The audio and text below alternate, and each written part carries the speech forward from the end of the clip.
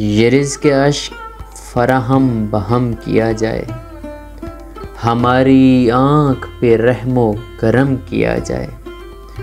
وہ اتنا ڈھیر حسین تھا کہ ہم پہ واجب ہے، وہ اتنا ڈھیر حسین تھا کہ ہم پہ واجب ہے، تمام عمر بچھڑنے کا غم کیا جائے۔ اور میں اس کے ماتھے پہ خاک وطن کو مل آیا، جو چاہتا تھا مجھے محترم کیا جائے۔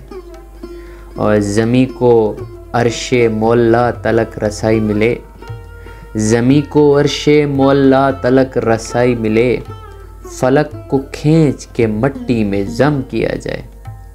وہ کون شخص تھا جس نے بوقت جنگ کہا، سفید کپڑے کو جلدی علم کیا جائے۔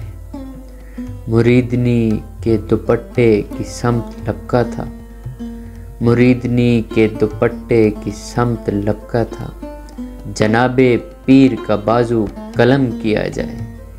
وہ خواب میں بھی میرے ساتھ چل کے کہتا ہے، وہ خواب میں بھی میرے ساتھ چل کے کہتا ہے، سفر سفر ہے بھلے تو قدم کیا جائے، ہماری آنکھ پہ رحم و کرم کیا جائے۔